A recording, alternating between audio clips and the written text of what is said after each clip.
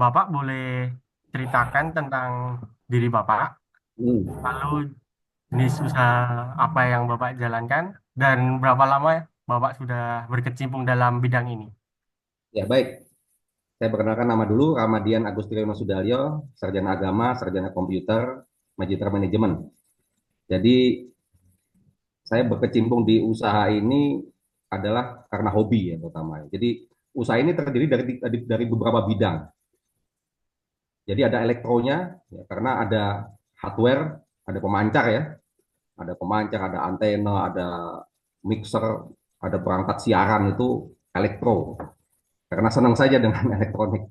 Ya, kemudian ada broadcastingnya, jadi ilmu komunikasi, ilmu penyiaran, public speaking, ya, kemudian belajar tentang talk show, ya, podcast dan sebagainya. Kemudian juga ada ilmu IT-nya, karena kita juga mengelola web. Ya, jadi ada teman-teman IT di sini, ada sistemnya juga, sistem informasinya, sehingga nanti akan terkait dengan laporan ya. Kalau nanti ada pertanyaan tentang laporan ya. Jadi itu bidang usaha yang saya geluti, namanya badan usahanya PT Radio Karya Pancaran Suara Media, disingkat dengan Karisma FM, berlokasi di Jalan Perintis Kemerdekaan nomor 5, Kelurahan Siswadipuran, Kecamatan Boyolali Kota, Boyolali. Seperti itu. Sudah berkecimpung berapa lama? Berdiri sejak tahun 1993. Lahir tahun berapa? Sudah lahir belum? Belum 93. Belum, Pak. Belum lahir. Sudah ada sejak tahun 1993. Jadi sebelumnya direkturnya adalah Bapak Haji Sudalyo, kemudian di tahun 2000 saya lanjutkan ya sampai saat ini seperti itu ya. Kemudian apa sih kalau ditanya produknya, ya produknya adalah program siaran. Ya, jadi di sini ada bagian program yang menyusun program sesuai dengan segmentasinya, gitu. Jadi untuk kemudian berusaha apapun, ya, baik itu tangible atau intangible. Jadi kalau radio itu termasuk intangible karena brandnya nggak nyata. Seperti kita beli es teh jumbo ya, beli 3.000 dapat es teh jumbo kita minum, ya kan itu produk nyata ya. Jadi kalau radio itu produk intangible, jadi berupa program sama seperti televisi, ya program yang kita tonton. Ya, kalau radio yang kita dengar seperti itu. Jadi itu kita buat, kita siaran itu dari 24 jam ya siarannya. Ya itu kita hitung dari jam 5 pagi sampai jam 5 pagi lagi terus. Ya, jadi ada program-program acara. Nah ini saya punya program acara nih mas, saya buat apa? Nih seperti ini. Ya, dari pagi ada tausiah, ada morning fresh, ada jendela keluarga, ada kilas kota, ada Dipot Sari, ada Salam Dangdut, ada Campur Sari Karisma, ada Polling Don, ya, ada Kridanggo, tempat kongkonya Boyolali, ada Warna Warna dan sebagainya. Nah ini sesuai dengan segmentasi. Ya. Jadi kalau pagi-pagi itu segmentasinya siapa? Oh segmentasinya itu adalah para pekerja yang mau berangkat kerja, mereka di mobil nyetel radio sambil berangkat kerja, dengar berita yang gitu. Itu ada kilas kota kan gitu. Nanti ya semakin lebih siang lagi jam 8 sampai jam 10 itu segmentasinya ibu-ibu rumah tangga. Nah, seperti itu. Atau wirausahawan yang mereka di bengkel, yang mereka di warung ya kan sambil ngeladeni pelanggan dengan radio kan gitu. Karena radio itu nggak seperti nonton televisi ya, nggak harus manteng gitu kan di sambil masak sambil kerja itu bisa seperti itu. Jadi kalau menurut saya usaha apapun harus punya segmentasi. Ya. Jadi kalau kita tuh ada segmentasinya sesuai dengan jam-jamnya. Ya. Mahasiswa juga ada, ya kan? Mahasiswa itu ada di Cooling Down, ya, ada di Kridanggo, itu ada segmentasi mahasiswa, ya, anak-anak muda. Jadi kita komplit, common itu berarti semua usia ada, kecuali anak-anak kita nggak ada programnya, karena nggak laku dijual. Jadi kita jualannya program kemudian kita tawarkan ke klien-klien Mas Hilmi dan Mas Noval. ada klien nasional ya seperti produk-produknya Unilever misalnya, produk-produknya Wings. Anda tahu kan mesti pakai salah satunya ya. Sabunnya pakai apa? Ya?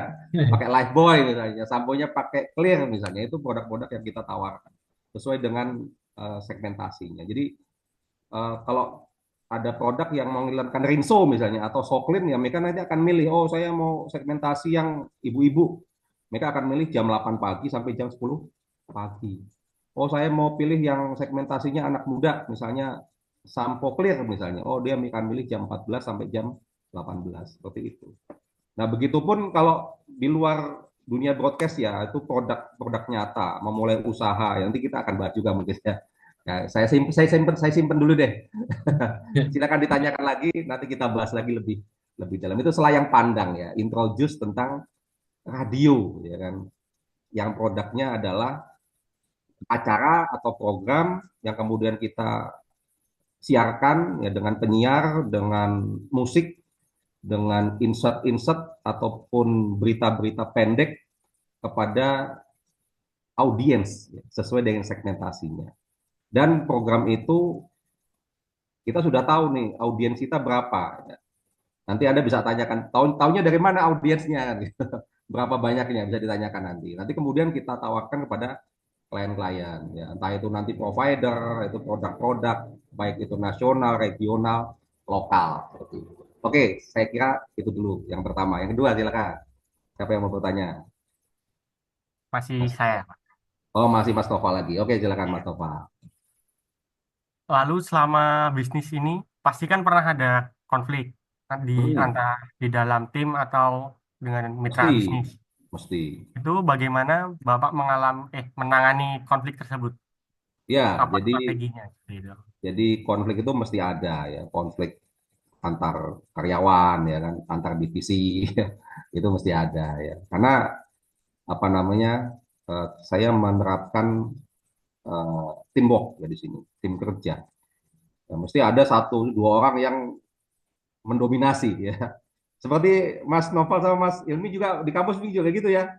Ya di kampus ada yang mendominasi, wah saya mau lebih unggul ya. Ngomongnya lebih banyak. Di sini juga begitu sama ya.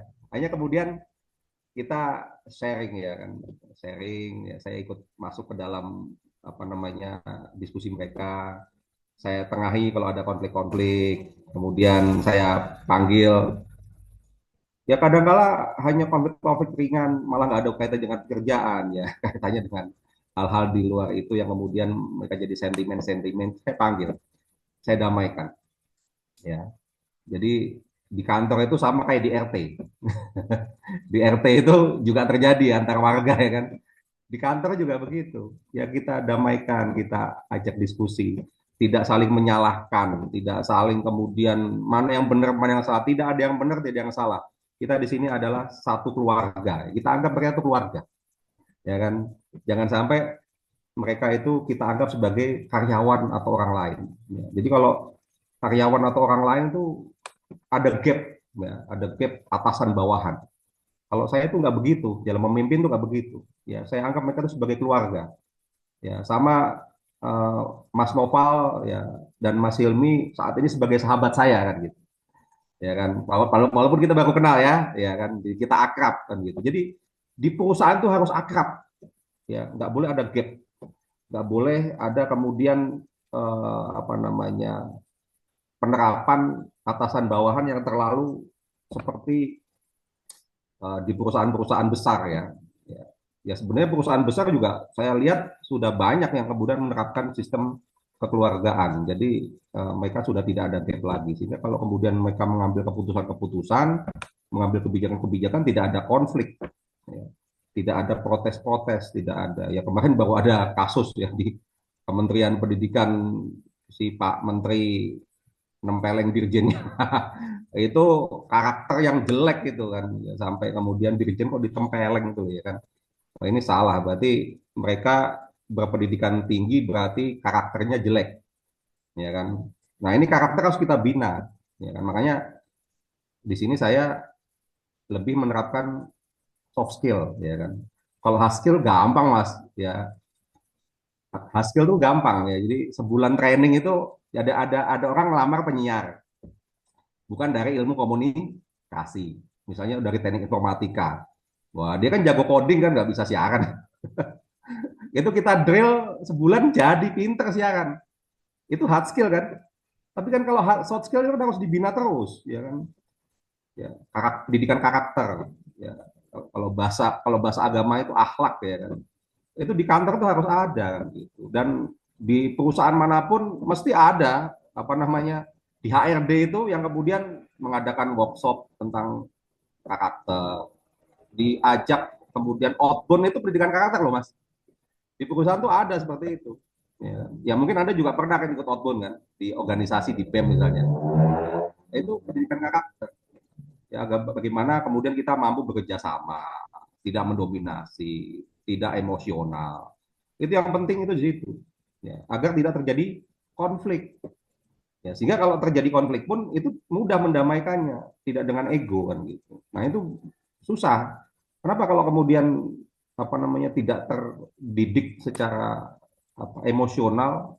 Jadi kan banyak orang yang intelijensi questionnya tinggi, bagus, ya kan, pintar, ya kan. Tapi secara emosional jelek seperti itu. Nah itu harus kita dua-duanya hard skill dan soft skill harus kita kuatkan.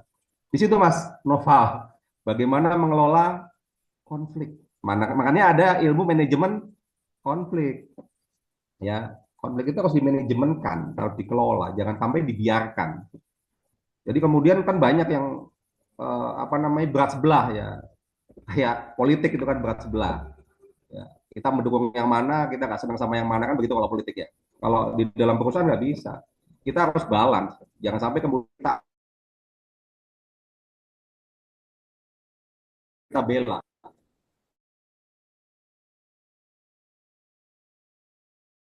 karyawan ataupun staff ya itu repot nantinya. Ya nanti akan ada sentimen dan konflik itu berkepanjangan akhirnya. Saya kira itu Mas Nopal yang mudah-mudahan bisa menjawab. Silakan ada lagi. Lalu, jika Bapak dihadapkan sama situasi kritis yang mempengaruhi kelangsungan bisnis, bagaimana cara Bapak untuk mengambil keputusan yang tepat? Di lingkungan bisnis ya, di lingkungan bisnis itu ada Ya. risiko bisnis ya, seperti saat ini ada disrupsi digital. Radio itu kan konvensional, Anda tahu ya, harus pakai radio dulu. Sekarang udah beralih ke digital. Ya kemudian kita berupaya untuk mempelajari ekosistem. Apa yang harus kita lakukan? Makanya ada namanya analisis SWOT. Udah pernah dengar belum? Analisis SWOT. Strength, weakness, opportunity, Oh, pernah Pak. threat. Nah, udah pernah sip berarti sudah tahu. Berarti walaupun belum tahu secara mendalam tapi sudah pernah dengar paling enggak kan gitu. Kalau di dalam bahasa Indonesia namanya kekepan, kekuatan, ngapal ini gampang, kekepan, kekuatan, kelemahan, peluang, ancaman. Nah, jadi kita lihat dulu kuatannya apa kita. Wah, ini radio itu industri ya. Jadi kita harus bisa fleksibel. Mau zaman berkembang kayak apapun kita harus bisa mengikuti perkembangan zaman. Ya kalau kemudian dunianya berubah digital, kita juga harus mengikuti ranah digital. Gimana caranya gitu. Ya zaman dulu belum belum banyak orang paham tentang apa namanya streaming ya. Itu saya belajar tentang streaming akhirnya kan. Ada orang bisa mendengarkan tidak harus pakai radio yang portable itu, yang pakai listrik atau pakai baterai. Ya, ada yang juga mendengar lewat HP juga banyak. Ya kan. Tapi kemudian ya ya juga banyak yang masih dengar melalui apa radio mobil. Tapi bagaimana kemudian kita harus integrasi ke digital. Kemudian saya belajar tentang streaming. Ya. Itu zaman tahun 2000-an itu, ya kan. Visinya masih jadul-jadul gitu. Saya belajar streaming, bagaimana mengelola streaming, radio streaming. Kemudian berhasil. Dan saya termasuk pertama kali loh di Surakarta yang radio streaming gitu. Yang lainnya belum, saya udah radionya sudah streaming. Sudah apa berkolaborasi dengan Citranet. Pernah dengar nggak Citranet? Pengelola apa bandwidth gitu ya. Apa dia jualan hosting kalau nggak salah itu. Saya kan dulu kan biayanya masih mahal ya Mas. Kemudian saya barter sama dia. Kamu boleh masang apa antena kamu di antena saya. Jadi dia internetnya dia dipasang di tower saya untuk saya juga bisa menikmati bandwidth-nya dia. Karena kan streaming harus pakai bandwidth ya. Seperti itu ya kan. Nah, seperti itu ceritanya pada zaman dulu itu. Ya bagaimana kemudian harus terintegrasi dengan lingkungan yang berubah, disrupsi kan begitu. Ya kalau kemudian kita nggak ngikutin ketinggalan banyak sesama industri radio yang kolaps ya. Jangankan radio TV aja yang kolaps ya kan. Apa namanya? Punya emisi utama itu apa namanya? TV ah, saya lupa ya.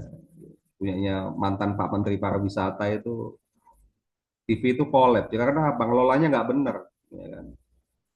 Sehingga segmentasinya nggak benar, sehingga iklannya nggak masuk. Radio itu hidupnya dari apa mas? Dari iklan. Kalau nggak ada iklan, darahnya nggak ada ya radionya kolaps. Makanya kita harus inovatif. Bagaimana kondisinya, lingkungan yang seresiko sebesar apapun harus kita adaptasi. Intinya adaptasi mas. Rumusnya adaptasi. Ya kalau kita tidak mampu adaptable ya, adaptif ya itu repot ya. Anda juga begitu ya, sebagai mahasiswa saat ini lingkungannya apa namanya sesama ya, sama manusia, sesama mahasiswa, mohon maaf.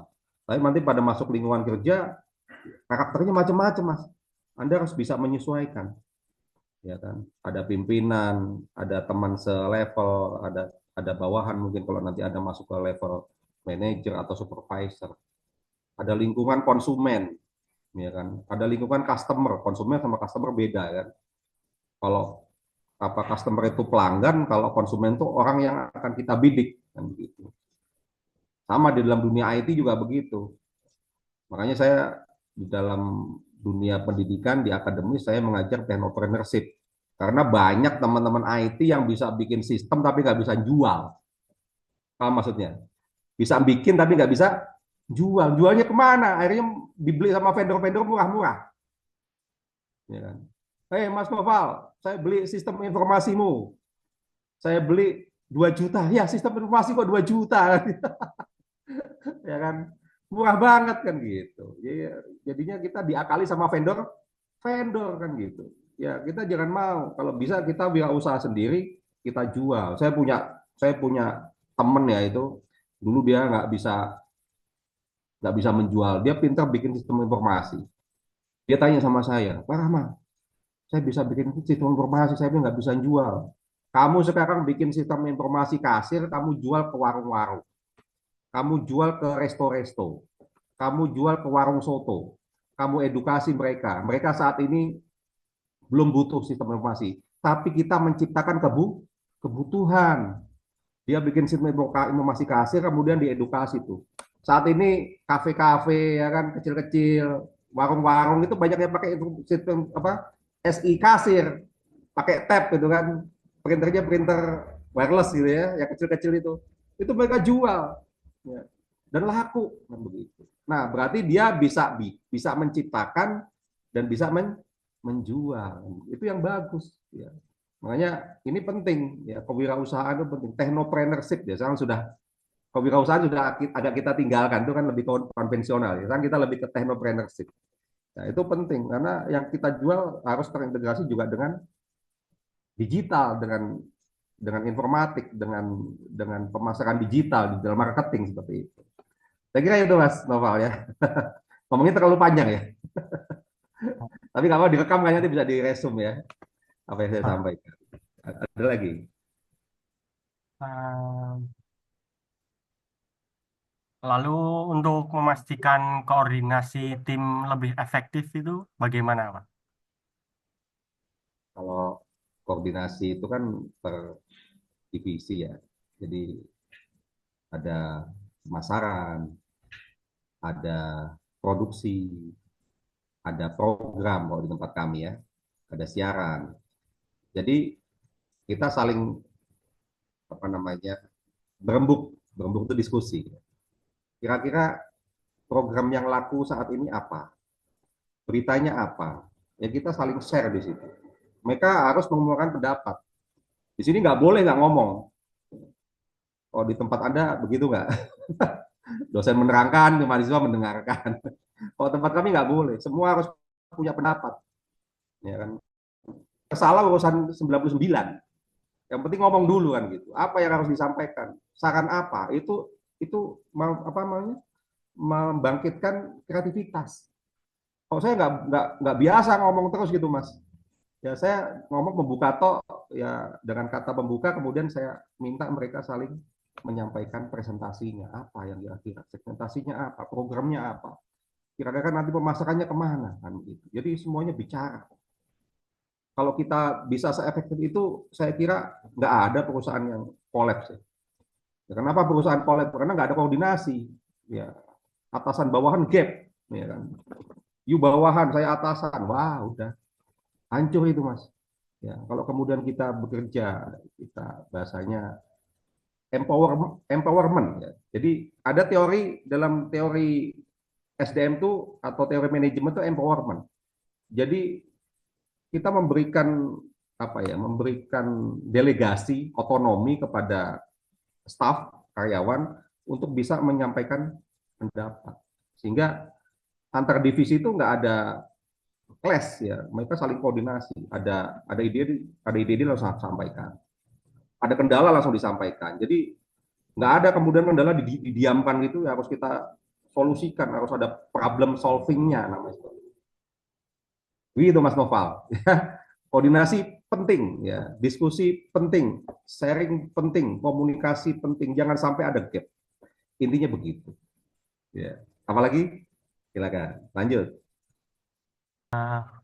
Lalu untuk memantau dan melaporkan kinerja organisasi secara berkala gitu, apakah menggunakan laporan atau hanya dengan meeting setiap Ya, harus ada laporannya. Jadi untuk keuangan ada laporan bulanan, ya kan, termasuk harus kas, ya kan, penerimaan pengeluaran. Ya. Kemudian untuk marketing itu juga ada reportnya. Jadi nanti marketing itu hari ini ngapain aja kan gitu, melakukan visit kemana, melakukan lobby kemana. Ya. Tentunya kalau berhasil itu ada PO mas namanya, purchase order. Jadi dari eh, aktivitas pemasaran itu kalau mereka berhasil lobby berarti nanti ada PO. Nah, PO itu saya harus tanda tangan. Jadi nanti yang tanda tangan ada tiga ya, marketing, saya dan klien. Jadi tahu apa namanya keberhasilan progres keberhasilan dari marketing itu seperti apa. Program juga demikian. Ada program yang harus di drop atau ada program yang di up ya.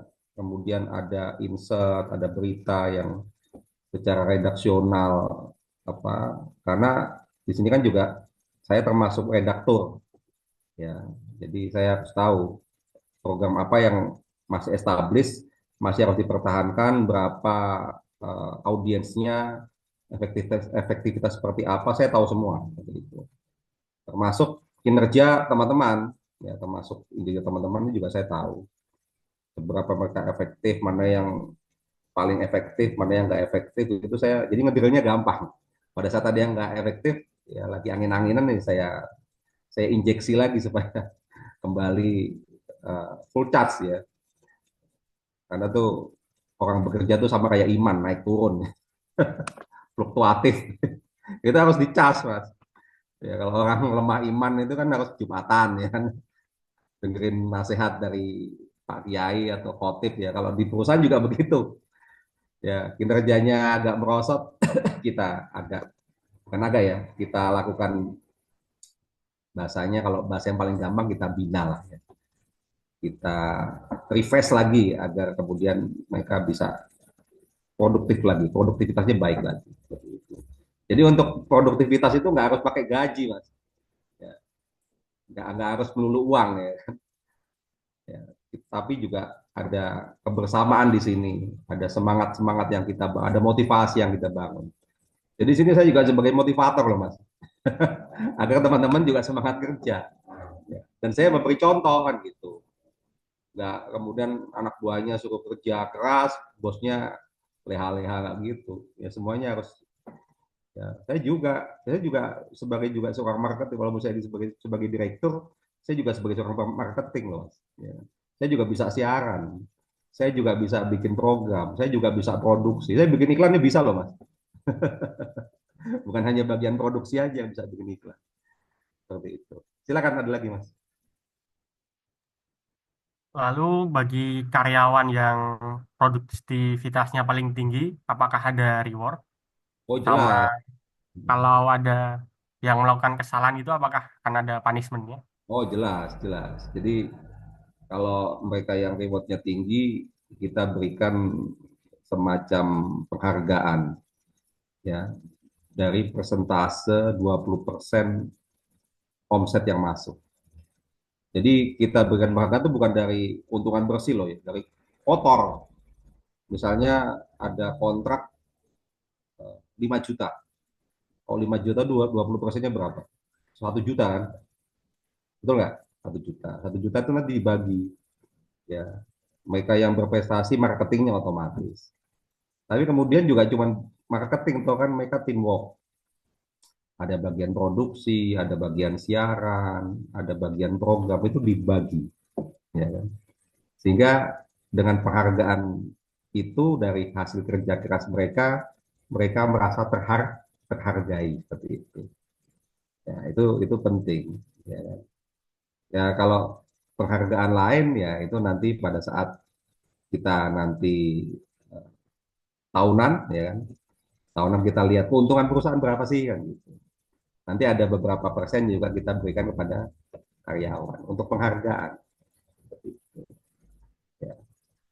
Kemudian saya juga ada anak-anak usaha ya, yang mereka saya tempatkan sebagai direksi. Jadi saya selain PT Radio Karya Pancaran Sukamedia, saya juga punya CV namanya CV Trend Cipta Inovasi. Itu mereka yang bagus saya tempatkan sebagai direksi, sebagai pimpinan di situ. Sehingga mereka juga bisa mengelola usaha selain di radio. Seperti itu. Jadi kita juga punya sayap di sini yang kemudian mereka yang ikut mengelola juga. Seperti itu. Nah, kalau itu kita sistemnya CEO kan begitu. Jadi bagi hasil, ya, nggak gajian. Jadi by project mas. Ya kayak Mas Noval punya project, ya kan. Oh nilainya 100 juta. Tapi kan ada timnya, ya kan. Timnya ada 5 orang. Nah 100 juta itu nanti sesuai dari overhead, dari cost operasional itu berapa untungnya? Oh ternyata masih untung 30 juta. Nah, nanti 30 juta itu kan dibagi. Oh, Mas Noval sebagai tim pro, pimpinan proyeknya. Oh, lebih banyak 10 juta. Nanti programmernya berapa? Sekian juta. Nanti marketingnya berapa? Sekian juta. Itu dibagi. Itu kalau dalam sistem apa namanya? Kita sistem by project ya. Jadi kalau kalau saya di sini ada yang by project, ada yang penggajian seperti itu. Karena mereka sebagai karyawan. Itu ada 2 macam. Itu kalau punishment tadi ada punishment. Ya kalau punishment intinya nggak dimarah-marahin ya. Kalau mereka salah itu dibina mas. Ya jadi mereka dibina. Saya jangan. Jadi kan kalau kan ada yang melakukan kelalaian. Misalnya negosiasi kalah nego nih. Itu kan kesalahan ya. Harusnya bisa up ya misalnya nego itu harusnya bisa sampai 5 juta ternyata dia kalah nego sampai 3 juta ya. Wah itu harus kita bina. Eh, Berarti kan kemampuan komunikasinya negosiatnya jelek nih. Kemampuan negosiasinya jelek. Sama kayak nanti Mas Noval sama Mas Hilmi itu TI-nya apa sih sistem ya? TI-nya apa? Apa AI apa? Jurusannya apa? Konsentrasinya apa, Mas? Oh, konsen. Ya? Konsentrasinya apa? Konsentrasinya data, Pak. Data ya kan Ya. misalnya nanti apa namanya data ini punya database kan yang harus kemudian misalnya di, di dikombinasikan dengan sistem ya kan. Berarti data itu penting ya kan. Nah, ini data ini punya nilai jual berapa kan gitu. Ya sudah terhargai jangan sampai kemudian Anda kasihkan cuma-cuma lah gitu. Ya kan semuanya kan punya punya rate ya, punya price list ya. Kalau Anda jual data atau ada yang mengelola data dalam sistem informasi presentasinya seperti apa kan begitu. Oh, nanti keuntungan dari proyek ini Mas Noval atau Mas Hilmi dapat 25%. Ya, itu tinggal diterima atau tidak kan. Itu namanya negosiasi. Oke, lanjut lagi. Baik, Pak, untuk pertanyaan berikutnya, bagaimana Bapak menciptakan visi dan visi yang mampu untuk menginspirasi tim agar dapat bekerja sama mencapai sebuah tujuan bisnis? Ya, kalau visi itu kan in the future ya, cita-cita ya, jangka panjang ya, apa yang harus kita lakukan. Ya, bagaimana perusahaan ini pertama dapat melayani audiens, kemudian dapat memberikan kepuasan kepada pengiklan bagi konsumen saya, dan ketiga bagaimana kemudian karyawan tuh bisa nyaman dan memiliki perusahaan. Jadi yang bagus itu kalau karyawan itu ikut memiliki seperti ikut memiliki perusahaan. Mereka jadi punya tanggung jawab, nggak acuh tak acuh ya. Ya, kalau ada senangnya ya mereka sangat appreciate. Tapi pas ada susahnya mereka nggak mau ikut bertanggung jawab. Itu yang salah. Nah ini kita berupaya agar manajemen itu bagus, mereka sebagai ikut apa namanya terlibat dalam manajemen ini, mereka kita anggap sebagai pemilik perusahaan juga kan gitu. Sehingga tanggung jawab mereka, aktivitas mereka, apa kemudian inovasi mereka, kreativitas mereka itu kita hargai. Nah, ini yang penting. Sehingga mereka betah. Ya, perusahaan yang jelek itu kalau kemudian gonta-ganti orang, ya kan. Menerima 100, besok keluar lagi 100, terima lagi 100, keluar lagi 100. Itu perusahaan opo kan gitu. Ya, sehingga nggak pada betah di perusahaan. Ya, ya yang mereka yang betah itu yang kemudian menjadi aset kami untuk kemudian kita bisa bekerja bersama-sama sesuai dengan bidang, kemudian kita banyak belajar. Jadi seperti dokter ya Mas, ya kan dokter itu kan ya Anda juga kita juga orang IT kan begitu ya, belajar terus kan. Orang IT itu besok udah berubah kok ya kan. Mas Ilmi dan Mas Noval saat ini belajar, nanti setahun lagi udah berubah ya. Ya contohnya OS ya kan, OS itu kan berubah terus ya. Ya kemudian bahasa programan juga berubah terus. Sekarang pakai apa? Kalau kalau programming pakai apa sekarang? Aplikasinya pakai masih pakai Python, Python, Oh, masih masih pakai PHP? dasar itu Eh? Python, Pak, masih. Python. Nanti nggak lama lagi berubah lagi mas, ya kan? Ada yang baru lagi ya nggak? Kan gitu. Ya begitu, ya, cepat berubah. Jadi kita harus bisa mengikuti segala perubahan gitu mas. Hilmi dan Mas Nova. Oke, mudah-mudahan nggak kepanjangan jawabnya masalah visi misi. Lanjut lagi, silakan. Untuk pertanyaan berikutnya, apa pelajaran terbesar Bapak yang didapatkan dari kegagalan dalam bisnis dan bagaimana hal tersebut mempengaruhi gaya kepemimpinan Bapak? Iya, jadi kita cerdas itu karena pernah gagal, Mas. Ya, orang yang hidup dalam dunia yang established, dalam surga itu nggak pernah pinter. Ya, betul nggak? Ya kan? Dalam dunia yang apa stuck gitu kan, ya dalam zona nyaman bahasanya kan, itu mereka nggak pinter, Mas. Nggak pinter menghadapi permasalahan. Pas punya masalah kaget, masalah, ya kan? Ya sama kayak COVID dulu, ya kan? Toto tiba-tiba COVID kita harus indoor semua kan, nggak bisa outdoor. Ya kita harus mampu untuk beradaptasi, adaptif kan begitu. Jangan sampai kemudian ada tantangan, maka tadi saya bilang kekepan, kekuatan, kelemahan, peluang, ancaman. Kita harus tahu kelemahan kita apa. Nah, itu diperbaiki, ya kan? Jangan sampai kelemahan kita biarkan. Nah, itu nanti jadi kayak jadi tetanus itu, ya kan? Ya bisa menggerogoti keutuhan manajerial. Ya, akan ada ketidaknyamanan, akan ada ketidakkompakan, tidak ada tanggung jawab di situ. Nah, kita harus semuanya harus kita kelola dengan baik sampai hal sekecil-kecilnya seperti itu. Nah, ini hal terpenting agar apa namanya manajemen itu bisa berlangsung secara optimal. Tidak ada tadi seperti pertanyaan pertama, tidak ada konflik. Nah, kalau ada konflik itu harus segera dibenahi, jangan sampai didiamkan, ya kan nanti akan apa namanya seperti sumbu kompor gitu ya. Sewaktu itu nyala ya kan, akan membuat perusahaan itu menjadi kacau balau seperti itu. Akan ada gap-gap ya, seperti dalam politik ya. Politik kan gap-gap ya. Tapi politik itu pagi pagi tempe, sore tahu ya. Pagi bersahabat ya, sore musuhan. Sore musuhan, pagi bersahabat. Kita nggak bisa kayak gitu Mas di perusahaan. Dalam kewirausahaan, dalam technopreneurship harus established. Ya, harus kemudian kita bisa melihat apa sih ancamannya, kompetitor seperti apa. Ya, baik itu kompetitor nasional ataupun lokal, kebutuhan konsumen itu seperti apa, audiens itu butuhnya apa, klien itu kemudian harus kita ajak kerjasama seperti apa. Itu harus kreatif, harus inovatif, sehingga kita tidak apa namanya, tidak ketinggalan kan begitu. Ya kenapa negara kita terlalu ketinggalan dengan negara-negara, ya kita udah mau ketinggalan sama Vietnam, dulu ketinggalan sama Malaysia, ya kan? Ya karena kita terlena dengan banyaknya hal-hal yang membuat kita nyaman. Indonesia itu terlalu nyaman, Mas.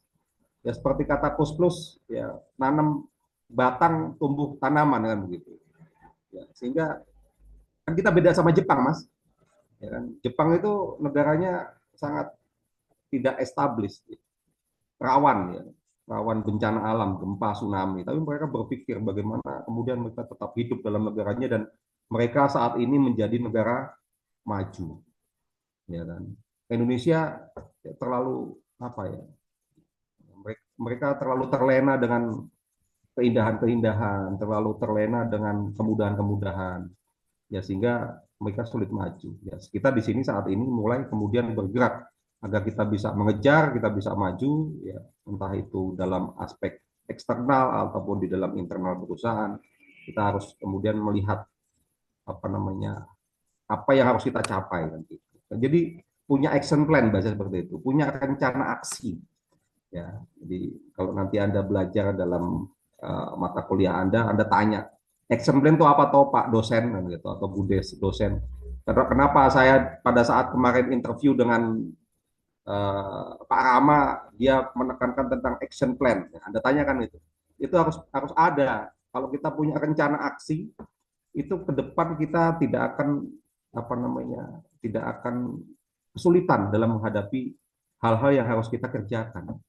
Ya, terhadap tantangan-tantangan, terhadap risiko-risiko itu sudah semua terkelola dalam action plan. Karena action plan itu disusun berdasarkan analisis SWOT. Seperti itu, Mas. Kedepan tadi, apa enggak? Kekuatan, kelemahan, peluang, ancaman. Ya, ancamannya apa? Ayo dihafalin. Kekepan. Besok tanya nama dosennya. Pak dosen, Bu dosen, kekepan itu apa sih? Apa SWOT itu apa sih kan gitu. Anda harus tanyakan sehingga Anda paham. Jika dalam mata kuliahnya apa, Mas? Mas Noval, Mas Hilmi? Mata kuliahnya apa? Mata Mata kuliah kuliah yang mata kuliah yang kita interview ini apa yang kemudian oh, menugaskan Anda untuk kita bisa interview apa, Mas? kepemimpinan, Pak. Mata kuliah kepemimpinan. Kepemimpinan. Ya. Kepemimpinan itu penting ya, sehingga butuh policy. Policy itu kebijaksanaan. Kita memimpin tidak dengan cara otoriter. Ya, kita memimpin dengan cara kekeluargaan. Makanya ada musyawarah ataupun sharing, ada diskusi. Bukan kemudian hal-hal yang sifatnya memojokkan orang. Kita dengan karyawan itu sebagai sahabat, sebagai mitra, sebagai keluarga, ya, sebagai aset. Jadi karyawan itu aset, ya, bukan orang lain. Sehingga harus kita perlakukan sebagai keluarga. Ya, seperti itu pemimpin itu. Jangan kemudian kita punya ego otoriter sehingga mereka jadi like and dislike seperti itu. Ya kan? Ya Anda bisa lihat dalam kepemimpinan politik kan begitu. Ya kan? Anda memilih kepala negara, memilih kepala daerah, itu kan Anda lihat bagaimana cara mereka berkampanye, apakah mereka itu santun, ya, berakhlak atau tidak. Sehingga yang dibutuhkan adalah akhlak. Dalam memimpin dibutuhkan adalah karakter, ya, budi pekerti. Ya. Kalau soft skill urusan 99, kita bisa belajar lewat workshop, ya kan? Mas Hilmi, Mas Noval sering ikut workshop kan? Itu adalah hard skill. Kalau soft skill itu dalam kesadaran kita sendiri. Ya, bagaimana kita bekerja sama, bagaimana kita bertanggung jawab, bagaimana kita kemudian berinteraksi, ya kan, berkomunikasi yang baik, sehingga menghasilkan hal-hal yang positif, bukan yang negatif. Begitulah kepemimpinan. Ya, seperti itu Mas Hilmi dan Mas Noval. Bijaksana. Ada lagi? Baik, Pak, untuk pertanyaan terakhir, apakah Ya, ada saran untuk mahasiswa yang ingin memulai bisnis, khususnya dalam mengembangkan kecerdasan spiritual dan membangun kepemimpinan yang berkelanjutan? iya, harus dilihat dulu potensi Anda itu apa kan gitu. Ya, harus Anda senang dulu. Nggak bisa kemudian kerja nggak senang ya. Misalnya Mas Hilmi, Mas Noval nggak senang sama AI, senangnya sama desain grafis misalnya. Ya nggak bisa tau kan begitu. Kok senangnya desain grafis kok masuk ke jurang yang nggak, ibaratnya nyemplung jurang gitu. Ya nggak senang kita geluti kan gitu. Ya harus senang dulu, hobi dulu. Jadi kuliah kan juga begitu. Ya nggak boleh kemudian paksaan orang tua ya. Dulu Mas Hilmi sama Mas Noval masuknya kuliah jurusannya paksaan orang tua apa maunya Oh, diri sendiri ya kan. oh, sendiri. Nah, itu Betul, nanti Pak. ya itu nanti kan berujungnya kepada Anda nanti sendiri. Ya, kan pekerjaan itu kan yang menentukan kita. Kita mau bekerja dengan orang lain atau mau berwirausaha itu kan yang menentukan kita. Oh, saya mau berwirausaha karena saya mampu membuat sendiri dan saya mampu untuk memasarkan sendiri. Mampu membuat dan mampu memasarkan. Mampu membuat seperti orang jualan nasi goreng. Mereka buat dan mereka jual kan begitu. Nah, kita juga harus bisa mencontoh filosofi penjualan nasi goreng. Sistem yang Anda buat, ya database yang Anda kumpulkan, yang Anda susun, ya harus bisa kemudian Anda jual kepada siapa, atau Anda berpartner, atau bermitra, atau berkolaborasi namanya, sehingga menjadi tim ya, untuk kemudian mendapatkan klien, mendapatkan project by project tadi yang saya sampaikan, by project. Anda akan kerjakan project, kemudian hasilnya dibagi bersama-sama sesuai dengan bobot kan begitu. Nah, itulah cara bagaimana kemudian memulai usaha. Kumpulkan teman-teman yang sevisi, ya. Kemudian yang punya keahlian, kemudian Anda tawarkan ya, apa yang bisa Anda buat kepada klien Anda, siapapun itu, kan gitu. Sehingga Anda bisa sehingga Anda punya jiwa pemasaran, jiwa marketing untuk memasarkan produk yang akan Anda buat dirapatkan dulu. Kita mau buat apa? Kira-kira kita bisa menciptakan kebutuhan apa? Ya, yang bagus itu menciptakan kebutuhan, Mas. Jangan nurut kepada kebutuhan orang kan gitu. Ya seperti Gojek itu kan ada karena menciptakan kebutuhan, ya kan? Ya kalau kemudian konvensional terus ya nggak pernah bisa maju. Kita menciptakan aplikasi, platform ya kan,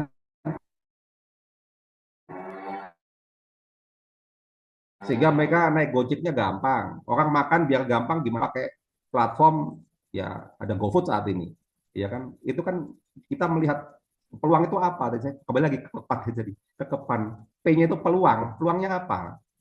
Banyak tukang sayur wirawiri ya kan harus dimanfaatkan. Oh, buatan aplikasi tukang sayur ya supaya pembeli dan tukang sayurnya bisa daftar di aplikasi Anda. Ya kan begitu. Betul nggak? Ya kan kita melihat peluang-peluang itu apa yang saat ini menjadi ya, hal yang penting. Ya zaman dulu kan kita jual beli konvensional ya di pasar. Saat ini ada marketplace. Ya, itu kan menciptakan ya, sesuatu yang baru. Jadi apa yang kira-kira perlu kita ciptakan? Nah, itu penting. Jangan sampai kita kalah ya dengan Israel ya kan, kalah dengan Eropa ya. Asia juga harus bisa bisa menciptakan mencetuskan sebuah ide yang kemudian bisa kita buat sendiri. Jangan hanya kita sebagai penikmat pengguna. Ya, Mas Hilmi sama Mas Nova kan pengguna aplikasi. Saat ini harus bisa membuat, betul nggak?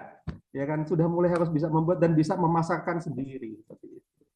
Saya kira seperti itu untuk kita bisa mulai bisnis. Kita ciptakan peluang, kita bisa melihat peluang, menciptakan kebutuhan. Kemudian kita bergabung, berkolaborasi dengan orang-orang yang sevisi dan memiliki kemampuan. Ada yang memiliki kemampuan pemasaran, sehingga nanti produknya bisa dipasarkan, bisa memiliki kemampuan pemrograman, database, apalagi yang kemudian perlu untuk dalam dalam satu teamwork itu tadi, itu jadi usaha.